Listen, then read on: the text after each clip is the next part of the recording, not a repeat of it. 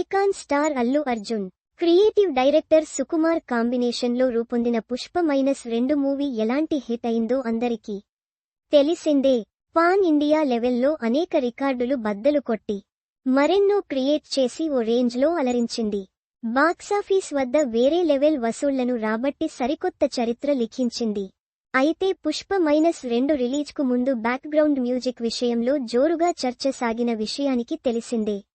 దేవిశ్రీ ప్రసాద్ కాకుండా పలువురు music directors పేర్లు వినిపించాయి. అందులో తమన్ పేరు ఉంది.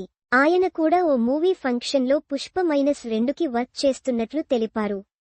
కానీ సినిమా రిలీజ్ అయ్యాక టైటిల్స్లో ఆయన నేమ్ లేదు. దీంతో ఏమైందో ఇప్పటివరకు క్లారిటీ లేకపోగా తాజాగా తమన్ ఓ ఇంటర్వ్యూలో రెస్పాండ్ అయ్యారు. పుష్ప-2 కోసం తాను 10 రోజుల పాటు వర్క్ చేశానని తెలిపారు. కష్టపడి 3 వెర్షన్ల బ్యాక్గ్రౌండ్ మ్యూజిక్ ఇచ్చానని తెలిపారు. తన వర్క్ టీంకు ముందు నచ్చిందని చెప్పారు. కానీ ఫైనల్లో డిసిషన్ మార్చారని అన్నారు. చివరగా దేవిశ్రీ ప్రసాద్, సామ్ సిఎస్ ఇచ్చిన బ్యాక్గ్రౌండ్ మ్యూజిక్ ఓకే చేశారని తెలిపారు తమన్.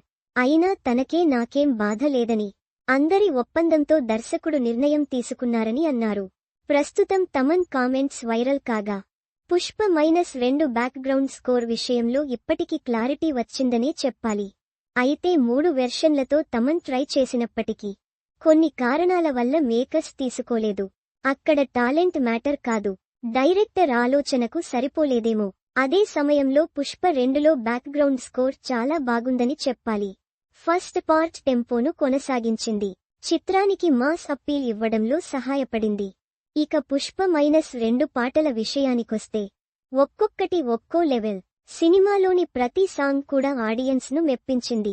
పాటలన్నీ అందరినీ ఆకట్టుకున్నాయి. ఓ రేంజ్లో రెస్పాన్స్ సంపాదించుకున్నాయి. సోషల్ మీడియాలో తెగ వైరల్ అయ్యాయి. సినిమా వచ్చి 5 నెలలు అవుతున్నా ఇప్పటికీ ట్రెండింగ్లోనే ఉండడం విశేషం.